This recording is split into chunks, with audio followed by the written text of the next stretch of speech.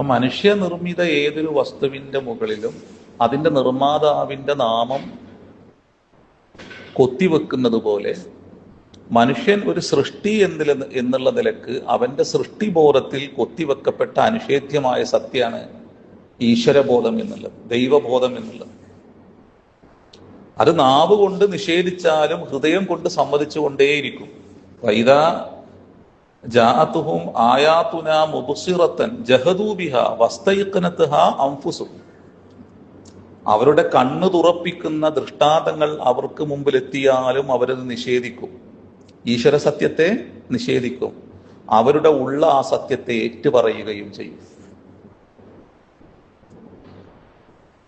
അപ്പൊ അതുകൊണ്ട് തന്നെ ദൈവദൂതന്മാർ ഈശ്വരനുണ്ട്, ദൈവമുണ്ട്, അള്ളാഹു ഉണ്ട് എന്ന് പറയാൻ വേണ്ടി വന്നവരല്ല. അത് മനുഷ്യന്റെ പ്രകൃതിദത്തമായ സത്യമാണ്, അവന്റെ ഉള്ളിൽ നിറഞ്ഞു നിൽക്കുന്ന അനിഷേധ്യ ബോധമാണ് ഈശ്വരബോധം എന്നുള്ളത്.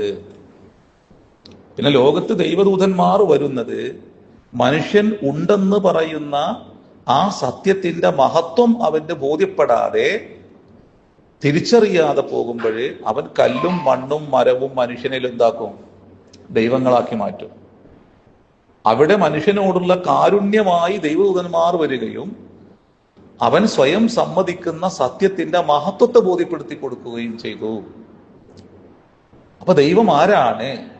ആ ദൈവത്തിന്റെ ഗുണവിശേഷണങ്ങളെ പറഞ്ഞു കൊടുത്തു. അതിനാൽ നിങ്ങൾ ദൈവത്തിന് സമന്മാരെ സൃഷ്ടിക്കരുത്, ദൈവത്തിന് തുല്യമായി ഒന്നുമില്ല. ഓരോ വ്യക്തിയുടെ ഉള്ളിലും നിറഞ്ഞു നിൽക്കുന്ന ആ സത്യത്തിന് മാത്രം കീഴ്പ്പെട്ട് ജീവിക്കേണ്ടതിന്റെ അനിവാര്യതയെ പഠിപ്പിക്കുകയാണ് ലോകത്ത് വന്ന പ്രവാചകന്മാർ ചെയ്തത്.